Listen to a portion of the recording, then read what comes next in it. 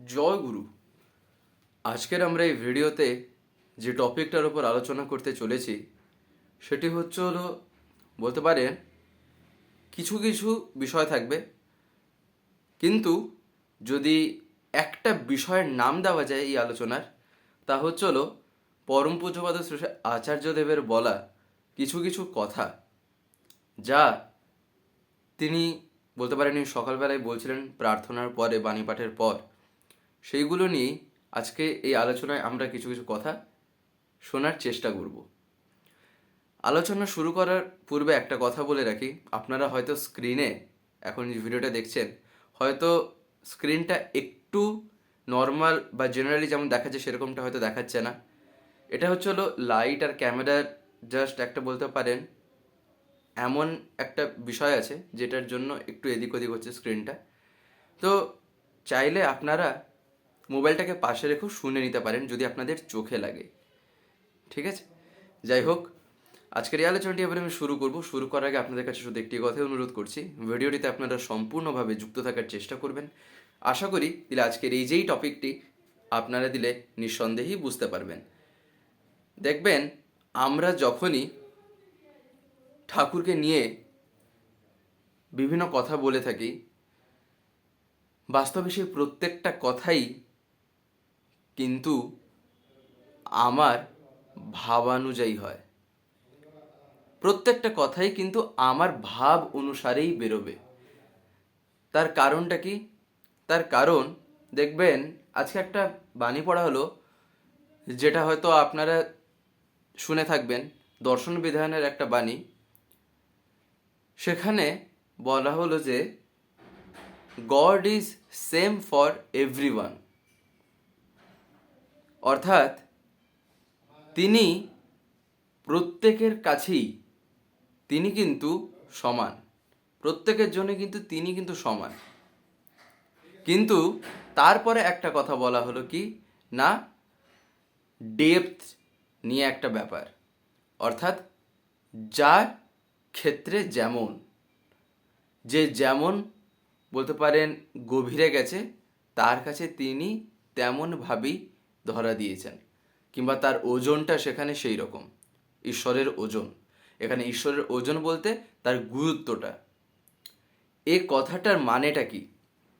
এই কারণেই বলা, তার কারণ দেখবেন, যেমন শিক্ষা, পড়াশোনা, বিদ্যা আমরা যদি বলি, সারা পৃথিবী জুড়ে হয়তো পড়াশোনার ক্ষেত্রে প্রচুর লাইন আছে, প্রচুর বিষয় আছে, বিভিন্ন দিক আছে, কিন্তু এবারে যে যেমনটাকে আয়ত্ত করে নেয়, যে যতটুকুটাকে জেনে থাকে, তার কাছে সেই জিনিসটা ততটাই কিন্তু মধুর হয়, ততটাই তার বলতে পারেন আয়ত্তের মধ্যে থাকে, সেটা তার কাছে ততটাই সেই বলতে পারেন আনন্দদায়ক বলেই সে সেই জিনিসগুলির মধ্যে, সেই পড়াশোনায় সে আরও গভীরে প্রবেশ করেছে, যার ফলে সেটা তার কাছে আরও বেশি সহজ এবং আরও বেশি ক্লিয়ার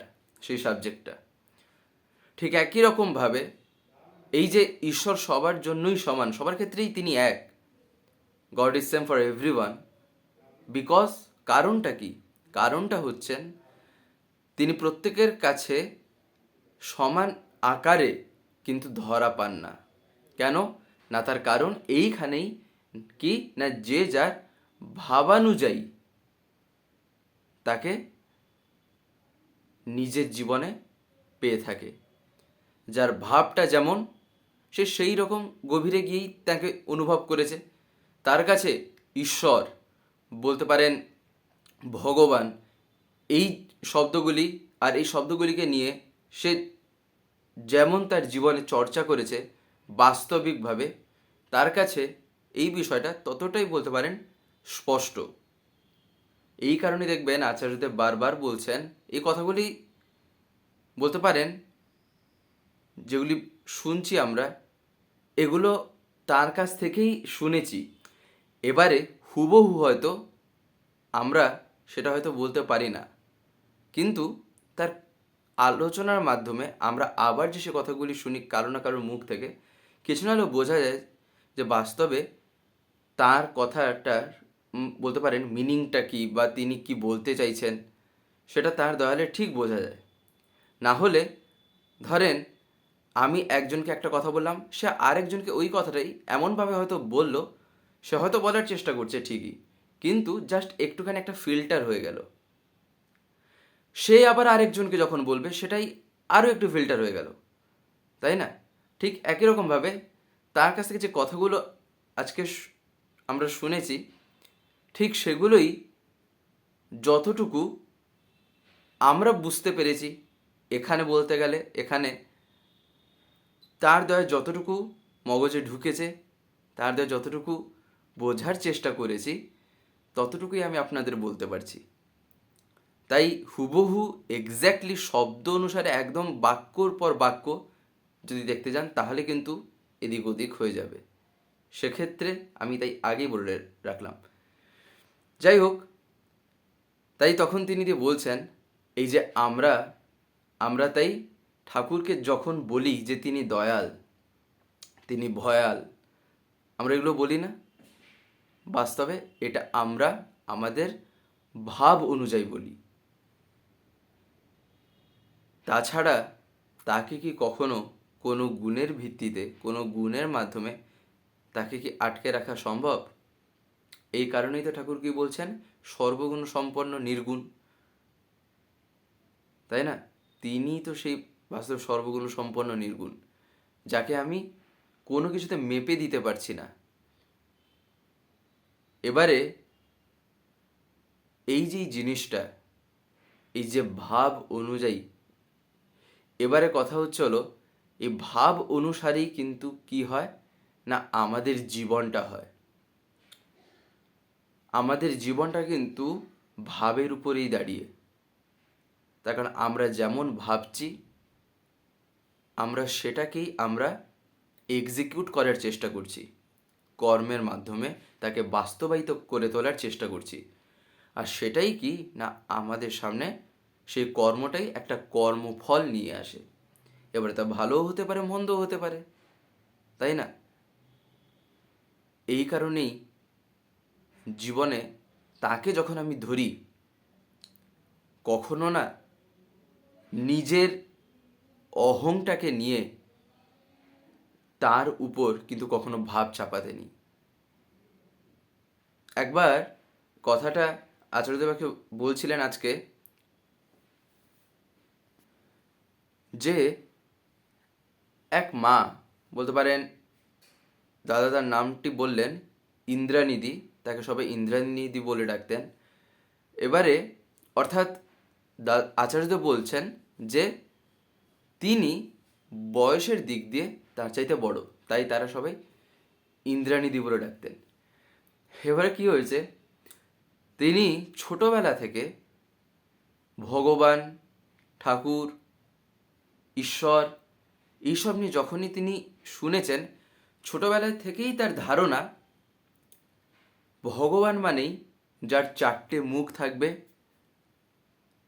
তারপরে পদ্ম থাকবে, আরও নানান রকম জিনিস থাকবে, তিনিই হচ্ছেন ভগবান। এবারে তিনি একদিন তার বাবার সাথে একটা জায়গায় আসছেন। তিনি তার বাবাকে জিজ্ঞাসা করেন যে বাবা, আমরা কোথায় যাচ্ছি?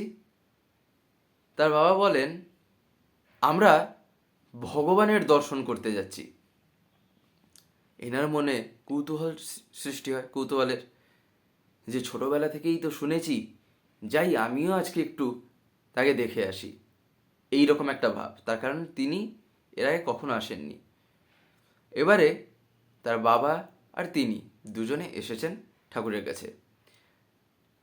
ঠাকুরের কাছে এসে তিনি পরে ভাবছেন, অর্থাৎ প্রথম এগুলো ছিল তার ঠাকুরকে ধরে জীবনে প্রথম যে ভাব, সেইগুলোরই। এগুলো অস্বাভাবিক কিছু না, মানুষের মনের এক একটা গল্পের একটা বলতে পারেন প্রভাব। যাই হোক, তার যেহেতু ছোটোবেলা থেকে সেরকম একটা ধারণা যে এই রকম 4টে মুখ থাকবে, এই রকম হাতে পদ্ম থাকবে, এটা ওটা নানান রকম জিনিস থাকবে, তিনিই হচ্ছেন ভগবান, কারণ বাড়িতে তাই শুনেছেন, কিংবা হয়তো ছবিতে তাই দেখেছেন, সেরকম পরিবেশে হয়তো শুনেছেন। এবারে সেই কল্পনায় তিনিও এসেছেন তার বাবার সাথে। ঠাকুরের কাছে যখন আসেন, তিনি দেখেন, আরে এনার তো কোথায় চারটে মুখ নেই, না হাতে পদ্ম, তাহলে বাবা কেন বললেন ইনি ভগবান? এইখানেই হচ্ছিল কি না, এই যে ভাব, অর্থাৎ আমি তাকে যেভাবে আমি দেখতে চাইছি, আমি যে জিনিসটাকে আমি শুনে এসেছি, আমি সেই একটা আকারে আমি ভাবছি তিনিই বুঝি ভগবান, তাই না? এই কারণে কি এটাকে বলা হয় অহংকার। এখানে অহংকার মিন্স নেগেটিভলি যদি আমরা ভাবি তা কিন্তু না। এখানে অহংকার মানে নিজের ইগো বেড়ে গেছে, ওই যে একটা দিক, ওই দিকটা কিন্তু এখানে অহংকার বোঝাচ্ছে না। এখানে অহংকার শব্দটাকে যদি আমরা ব্রেক করি, এখানে কি দাঁড়ায়, অহং তার আকারটা, অর্থাৎ আমার নিজের, বলতে পারেন নিজের মনের ভিতর দিয়ে আমি যে রকম, আমি যা ভাবি, সেই আকারে যখন আমি কাউকে দেখতে যাচ্ছি, কাউকে আমি সেই রকম আকারে, বলতে পারেন সেই শেপটা দিতে চাইছি, কিন্তু আমি সেইটা ফলস্বরূপ পাচ্ছি না, সেখানেই কি হয় না, আমাদের সেই আকারে, সেই অহংয়ের সেই আকারে, অহংকারে আমাদের একটা ধাক্কা লাগে। সেইটা হয়ে থাকে সেই প্রথম সেই ধাক্কা, যেখানে একটা বিশাল জোর ধাক্কা লাগে।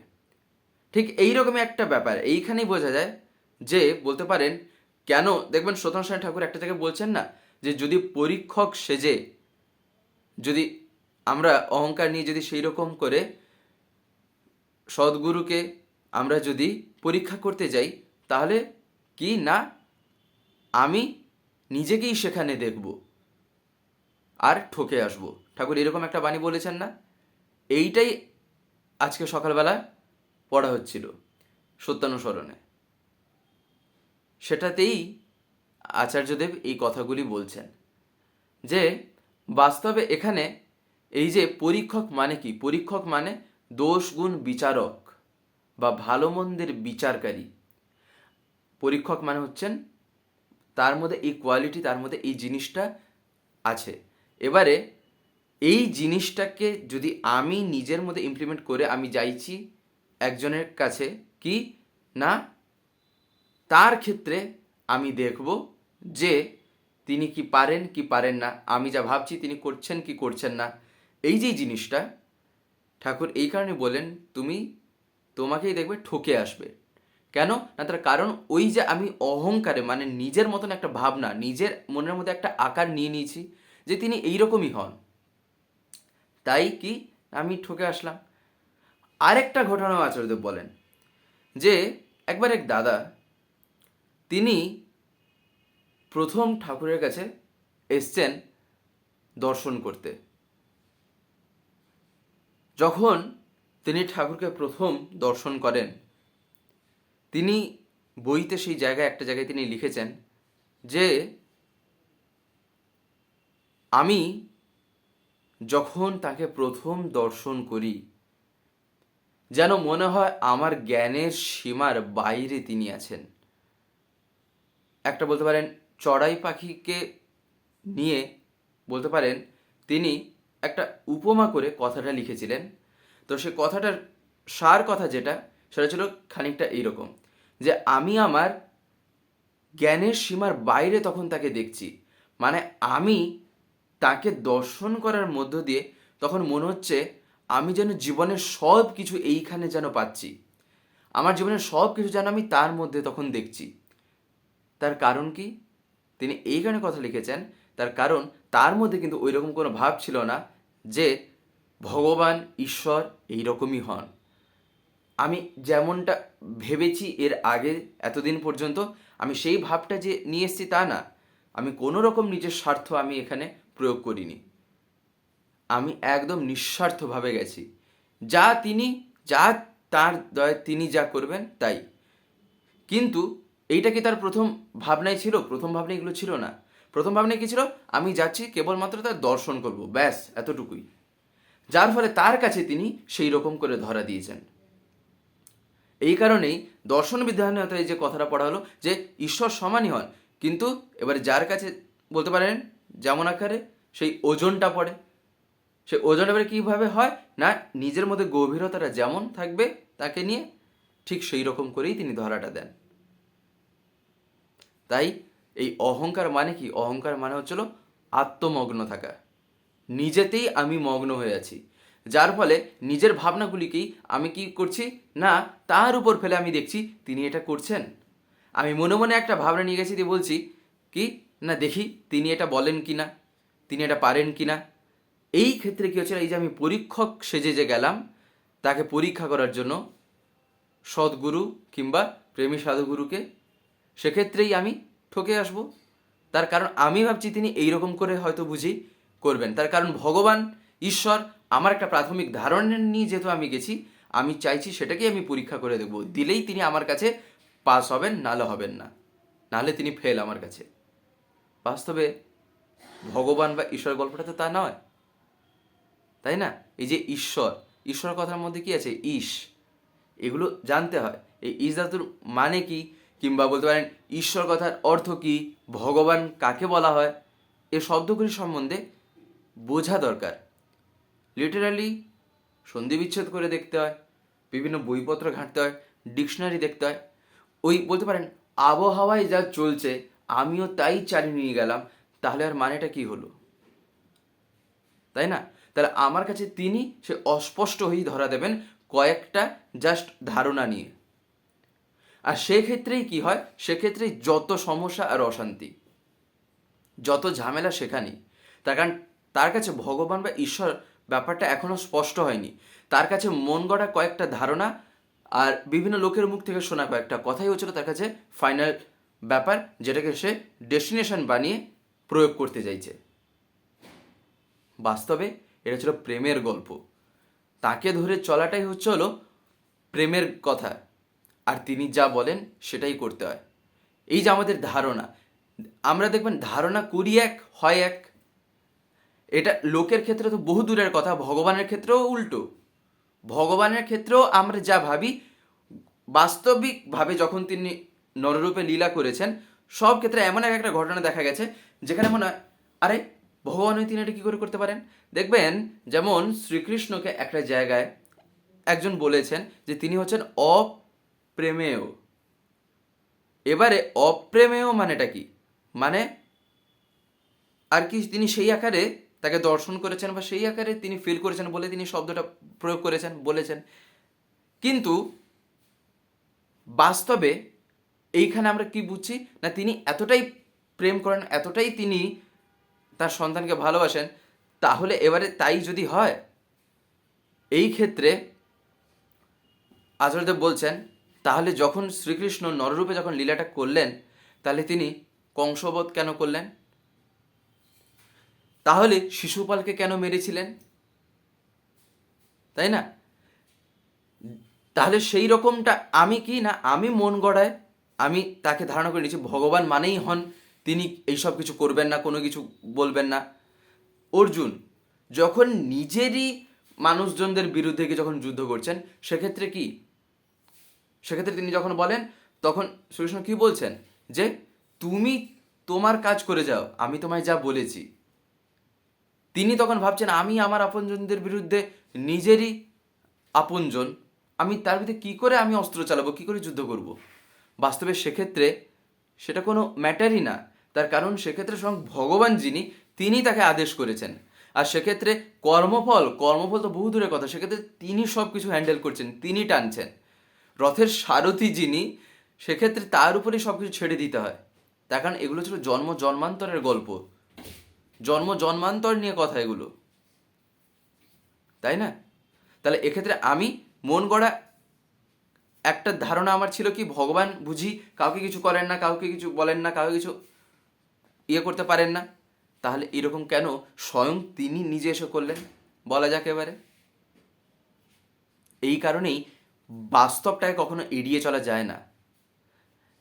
আর এই কারণে বাস্তবিকভাবে যখন তিনি নররূপে লীলা করেন, যখনই তিনি আসেন, এই কারণে তাকে জীবনে ধরতে হয়, নাহলে বোঝাও যায় না যে বাস্তবে মনুষ্য জীবন কেমন হয়, জীবনে কেমন করে চলা দরকার। প্রেমের গল্প আক্ষরিক অর্থে কি, আর প্রেম বাস্তবিক জীবনেই বা কি, কেমন হয় সেই প্রেম, তাই না? যেমন একবার শ্রী ঠাকুর, এক দাদা, তিনি একবার খুব অসন্তুষ্ট হয়ে তিনি কি করেছেন, এই কথাটাও আচার্যদেব আজকে বলছিলেন, এই ঘটনা বহু আগেকার ঘটনা। দাদা বলছেন যে একজন গুরুভাই, সে কি গুরুভাই অর্থে মানে এমনই একটা মানুষ, সে রেগে গিয়ে কি করেছে না, ঠাকুরের ফটো ছুঁড়ে মেরেছে তার পরিবারের একজন লোককে। এবার সেই ছুঁড়ে যে মেরেছে, ঠাকুরের ফটোটা ভেঙে গেছে। সেই যে ঠাকুরের ফটো ভেঙে গেছে, এবারে কি হয়, দিন এমনি কাটতে থাকে, আর যাকে ছুঁড়ে মেরেছিলেন তার মাথাতেও সাংঘাতিক চোট লাগে। এবারে সেখানে কি হয়, কয়েকটা দিন যাবৎ গেল, তারপরে সেই দাদাটির আস্তে আস্তে শরীর এমন খারাপ হয়, তিনি তো আর বুঝতে পারছেন না, তিনি ভাবছেন শরীর এরকম খারাপ হচ্ছে, তিনি ডাক্তার দেখাচ্ছেন, এরকম করছেন, নানান ডাক্তার দেখানো হচ্ছে, নানান রকম ওষুধ চলছে, নানা রকম চিকিৎসা চলছে, তার কোনো কিছুতে ঠিক নেই। তো এইরকম করতে করতে কী হয় না, পরিবারের কিছু লোক আর পরিবেশ থেকেও যারা যারা অনুভব করেছেন তারা বলেন যে তুমি একটা সময়, এই একটা সময় কি কিছুদিন আগেই তুমি যে কাণ্ড করেছিলে, তাতে তোমার কি হয়েছিল না, সেই অসন্তুষ্ট হয়ে তুমি ঠাকুরের যে ছবি ভেঙেছিলে, তোমার এই রকমই হয়েছে। তাও তিনি মানে মনে করছেন না, তাও বেশ কয়েকদিন আবার গেল, নিজে বসে বসে ভাবলেন, তারপরে এসছেন ঠাকুরের কাছে, নিজের ভুল এবারে হালকা হালকা একটু বুঝতে পারছেন।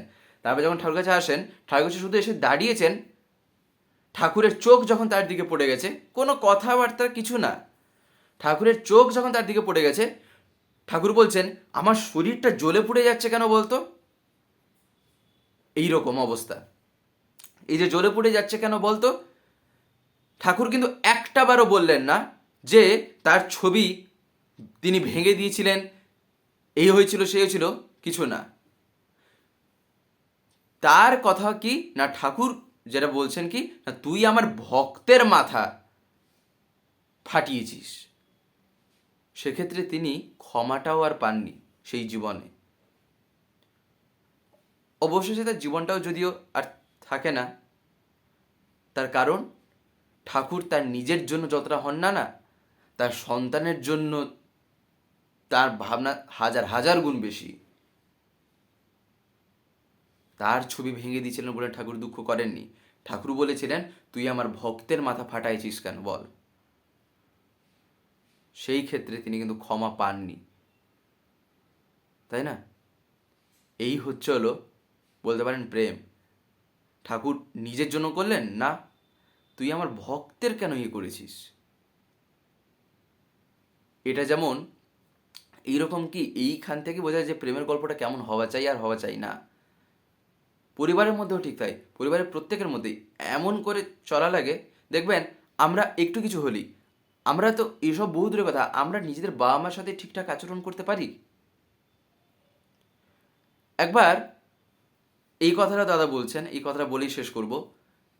একবার আচার্যদেবের মা, অর্থাৎ পূজনীয়া মা, তখন বলতে পারেন জাস্ট বিয়ের পরে পরে তিনি এসছেন যখন, তখন শ্রী শ্রী বড়দা তাকে বলেন যে বৌমা চলো, আজকে তুমি ঠাকুর ভোগ বানাবে, ঠাকুরের জন্য তুমি আজকে ভোগ তৈরি করবে।